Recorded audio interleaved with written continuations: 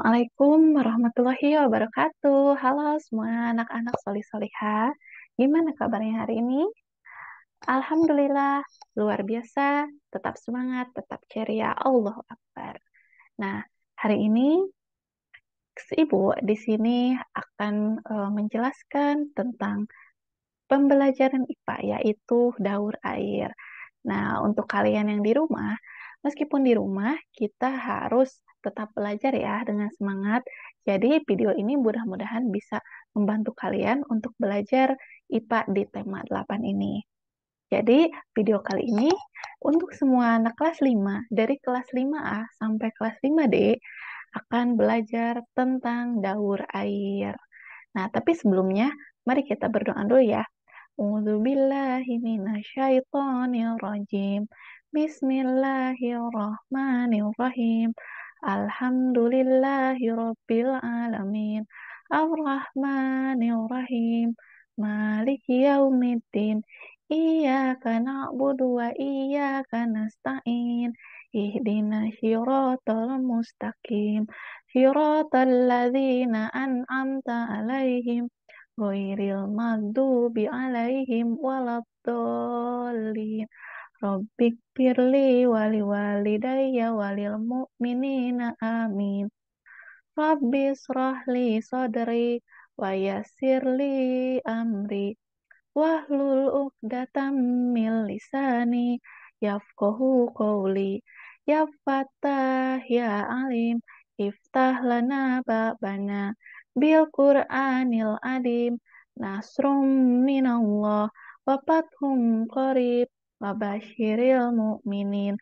Allahumma nawwir bi kitabika basari wa ahlik bihi lisani wasrah bihi sadri wastakmil bihi jasadi bihaulik kuwatik fa innahu la haula wala quwata illa bik wa innahu la haula wala quwata illa billahil aliyil adim.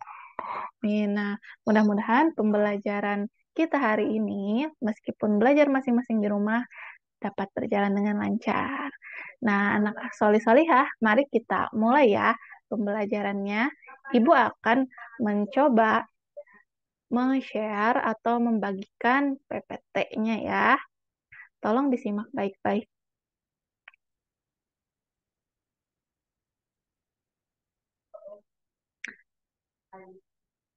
Nah, daur air dan peristiwa alam. Mungkin sebelumnya kalian pasti sudah tahu ya, apa itu air. Nah, air itu bahkan kita itu tidak bisa hidup apa ya, sedikit pun tanpa adanya air ya. Semua aktivitas yang kita lakukan sudah pasti itu menggunakan air. Mau ada minum, mandi, dan lain sebagainya. Nah, sekarang kita akan cari tahu apa itu daur air dan peristiwa apa yang terjadi sebenarnya di alam. Nah, air sangat bermanfaat bagi kehidupan makhluk hidup ya. Tentunya kita sebagai makhluk hidup, manusia, tumbuhan maupun hewan itu pasti mempunyai apa kebutuhan gitu. Intinya kalau manusia, hewan dan tumbuhan itu tidak bisa hidup tanpa air. Makanya air itu akan sangat bermanfaat bagi kehidupan makhluk hidup. Nah, ini ya, jadi manusia, hewan, dan tumbuhan itu semuanya akan membutuhkan air. Tidak ada satupun makhluk hidup yang tidak bisa atau yang bisa hidup tanpa adanya air. Nah, bagaimana sih jadinya kalau kita itu hidup tanpa air? Ya, mungkin kalau kita hidup tanpa air, kita itu bisa meninggal ya. Kalau tumbuhan itu bisa mati, hewan bisa mati, nah manusia itu bisa meninggal. Kenapa bisa seperti itu? Nah, inilah manfaat-manfaat air bagi makhluk hidup. Yang pertama, ada manfaat air bagi manusia. Nah, lihat di gambar ini bahwa manfaat air bagi manusia itu yang pertama untuk minum ya, jelas. Kita bisa bayangkan meskipun tidak bercapek-capean, meskipun tidak berolahraga, tetapi setiap harinya atau setiap jamnya, bahkan per 2 jam kita selalu membutuhkan air untuk minum. Lalu ketika untuk memasak, pasti itu membutuhkan air. untuk mandi, bersih-bersih, berwudu, bahkan kita itu menggunakan air ya, mencuci pakaian, mencuci piring, dan lain sebagainya. Nah, tapi manfaat air bagi manusia juga bukan hanya untuk kebutuhan hidupnya, tapi untuk kegiatan yang ada di luar rumah. Contohnya seperti berenang, berolahraga, kita pasti membutuhkan air. Terus berselancar, outbound, arum jeram, itu semuanya menggunakan air. Meskipun air dan sumbernya itu berbeda ya. Nah, ini juga untuk transportasi ya. Jadi selain untuk tadi rekreasi, olahraga, makan dan minum, mencuci, ternyata air juga sangat bermanfaat bagi transportasi, yaitu kapal laut ya. Itu pasti menggunakan air ataupun perahu untuk menyeberang di sungai itu menggunakan air.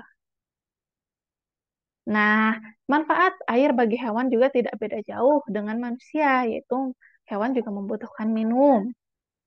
Lalu, hewan itu ada yang tempat hidupnya di air, seperti di laut, di sungai, di danau, ikan, cumi-cumi, gurita, penyu, ya. Semuanya itu membutuhkan air. Nah, untuk mandi, jadi hewan juga harus mandi ya, agar tidak banyak kumannya. Nah, ini juga bahwa kalian ketahui kalau misalnya hewan ini apa coba? Kalian bisa tebak nggak hewan ini apa? Betul ya, ini hewan namanya kuda Nil. Dia itu tidak bisa hidup tanpa air karena airnya itu bisa apa ya, meredakan suhu yang panas ketika berada di luar air. Makanya air itu sangat penting bagi dia ya, bagi kuda Nil. Nah, bagi tumbuhan juga sama. Jadi ada beberapa tumbuhan yang memang hidupnya itu di air. Jadi mereka itu tidak bisa beradaptasi kalau tidak ada air. Ini seperti eceng gondok, teratai. Mereka itu hidupnya di air. Nah, bagi tumbuhan tentunya air tanah itu sangat bermanfaat ya, untuk proses fotosintesis, juga untuk proses yang lainnya. Nah, tentunya ini sangat bermanfaat sekali ya kalau apa air itu bagi kita. Tapi inti yang akan kita bahas hari ini adalah apakah air itu akan habis atau bagaimana ya? Kita tuh banyak menggunakan air. Apakah air di bumi itu akan habis? Itu kan kita pasti bertanya-tanya, kenapa air di bumi itu tidak habis-habis? Nah, jadi yang harus kita ketahui adalah 70% dari bumi itu adalah diisi dengan air gitu. Nah, apakah volume air di bumi itu bisa berkurang atau bertambah? Sedangkan hujan selalu turun dan kita selalu pakai air itu, apakah air itu bisa habis atau tidak? Nah, mari kita bahas ya. Nah, ini siklus air. Jadi sebetulnya anak solih solihah, kalau misalnya air itu yang di bumi itu tidak akan habis. Mengapa seperti itu? Dikarenakan adanya siklus air. Jadi volume air di bumi itu akan tetap. Tetapi untuk air yang bisa dikonsumsi itu oleh kita mungkin hanya beberapa persennya saja. Nah, di sini terjadi siklus air. Siklus air itu apa? Yaitu proses perputaran air yang tidak akan pernah berhenti secara berulang dan terus-menerus dari atmosfer ke bumi dan kembali ke atmosfer. Jadi, anak salih-salihah, bahwa siklus air itu adalah proses terjadinya bagaimana adanya air di bumi ini, tapi dia itu berputar, terus berputar tanpa berhenti. Nah, bagaimana bisa terjadi? Oke, mari kita lihat ya. Nah, gini, ini kalian bisa lihat ada yang namanya evaporasi. Nah, evaporasi itu apa? Jadi, evaporasi itu adalah penguapan. Namun, penguapan yang airnya di laut, di danau, di permukaan bumi, itu akan menguap. Apa itu menguap? Sebelumnya kita udah pelajari ya, kalau menguap itu adanya partikel air yang naik ke atas. Nah, lalu kalau misalnya di air yang ada di dalam tumbuhan itu sama juga menguap. Namanya ini transpirasi. Lalu air, eh, oh maaf, bukan air, tapi partikel-partikel yang menguap itu di langit ya, di atas, itu akan berkumpul menjadi awan. Itu namanya kondensasi. Nah, ketika awan itu sudah terlalu penuh dengan partikel-partikel yang menguap tadi dan tidak bisa menampungnya lagi, maka awan itu akan menghitam sehingga akan turunlah hujan dan dinamakan presipitasi. Nah, tentunya turun hujan itu bukan hanya bisa di laut, tapi bisa di tanah, bisa di gunung, di danau, dimanapun ya. Air yang turun ke tanah menyerap itu dinamakan infiltrasi. Nah, begini ya. Jadi, air yang ada di sungai, air yang ada di laut, itu semuanya akan menguap ke atas. Nah, dinamakan evaporasi. Ya, gitu. Tentunya kalau menguap itu dikarenakan adanya sinar matahari. Lalu, setelah itu, partikel-partikel ini akan bersatu. Mau transpirasi atau evaporasi itu akan bersatu menjadi gumpalan awan. Nah, setelah menjadi gumpalan awan itu akan dinamakan kondensasi, ya, sudah seperti yang tadi Ibu bilang. Nah, ketika berkumpul menjadi partikel awan, dia itu akan penuh kan karena terus menguap, terus menguap. Lalu akan penuh, itu yang dinamakan kondensasi ya. Nah, ketika awan sudah tidak bisa menampungnya lagi, awan itu akan menghitam dan akan menurunkan partikel hujan yang dinamakan presipitasi. Nah, setelah itu, air hujan akan turun ke tanah. Yang tidak turun ke tanah akan mengalir lagi kemana? Ke laut, ke sungai, ke danau, yang akhirnya mereka akan bermuara ke laut. Nah, itu akan terus-menerus seperti itu. Evaporasi menguap, transpirasi menguap, lalu kondensasi menjadi awan, terus presipitasi menjadi hujan atau salju, terus menyerap ke air tanah. Air yang ada di dalam tanah itu, air yang kita pakai sehari-hari. Nah, lalu terus aja, terus-menerus seperti itu siklusnya. Makanya volume air yang ada di bumi itu tidak akan pernah berkurang ataupun bertambah ya. Namun yang harus kalian ketahui bahwa air yang kita pakai untuk sehari-hari itu tentunya ada syaratnya ya. Jadi air yang di laut itu memang tidak bisa kita pergunakan untuk kebutuhan kita sehari-hari. Nah, ini penguapan dari makhluk hidup ya, dari laut, dari ini ya, tumbuhan namanya evaporasi dan transpirasi.